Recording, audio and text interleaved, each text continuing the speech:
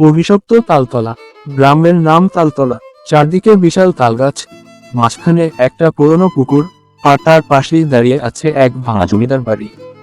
দিনের বেলায় জায়গাটা যতটা শান্ত, রাত নামলেই ততটাই ভয়ঙ্কর হয়ে ওঠে।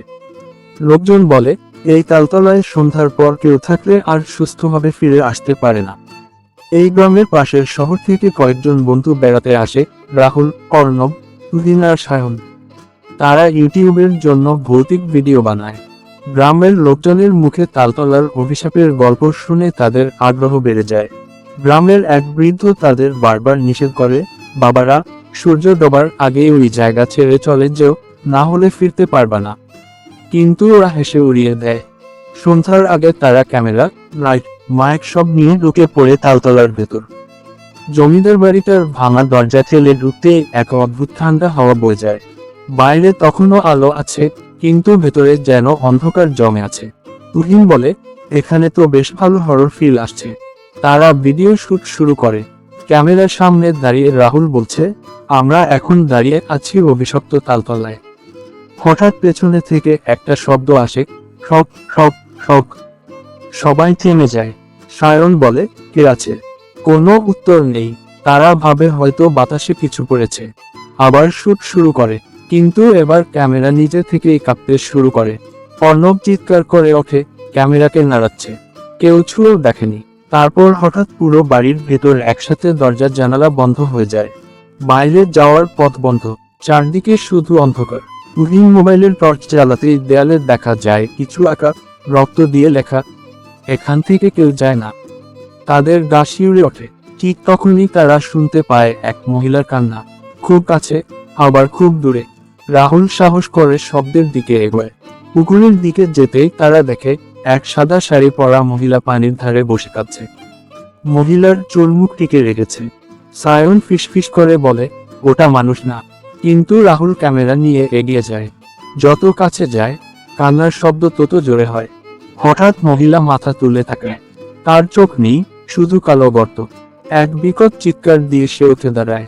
মুহূর্তের মধ্যে চারদিকে কুয়াশা ছড়িয়ে পড়ে। তুহিন দৌড় দিতে গিয়ে হোঁচট খেয়ে পড়ে যায়।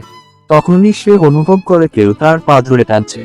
সে চিৎকার করে, আমায় বাঁচাও। অর্ণব আর সায়ন তাকে টানতে যায়, কিন্তু দেখে তুহিনের পা যেন মাটির ভেতর ঢুকে যাচ্ছে। ধীরে ধীরে পুরো শরীরটাই মাটির নিচে তলিয়ে যায়। শুধু তার চিৎকারটা ভেসে থাকে কিছুক্ষণ, তারপর নিস্তব্ধতা। তিনজনের মধ্যে ভয় ছড়িয়ে পড়ে। তারা দৌড়ে বাড়ির ভেতরে ঢুকে পড়ে, কিন্তু ভেতরে গিয়ে দেখে তারা একই জায়গায় বারবার ঘুরে ফিরে আসছে। একই ঘর, একই ভাঙা চেয়ার, একই দেয়ালের রক্তের লেখা। হঠাৎ পেছনে থেকে শোনা যায়, তোরা কেন এসেছিস? তারা ঘুরে দাঁড়াতেই দেখে সেই সাদা শাড়ির মহিলা তাদের সামনে দাঁড়িয়ে। কিন্তু এবার তার মুখ পরিষ্কার দেখা যায়, মুখ জুড়ে কাটা দাগ, ঠোঁট ছিঁড়ে গেছে, চোখের জায়গায় অন্ধকার।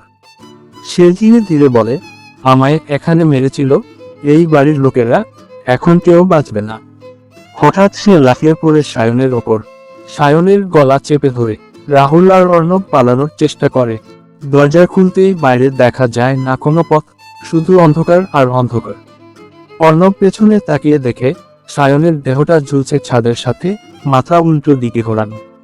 রাহুল ভয়ে পাগলের মতো দৌড়াতে থাকে। হঠাৎ সে বাইরে বেরিয়ে আসে। ভোরের আলো ফুটছে।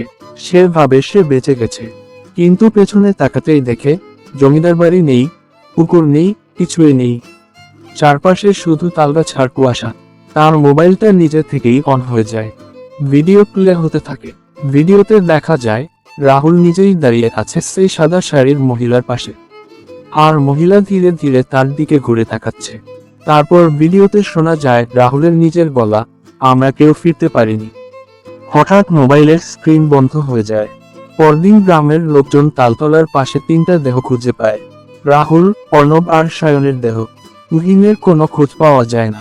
তবে মাঝের রাতে তালতলার দিক থেকে চারজনের হাসির শব্দ শোনা যায়, আর পুকুরের ধারে বসে থাকে চারটা ছায়া।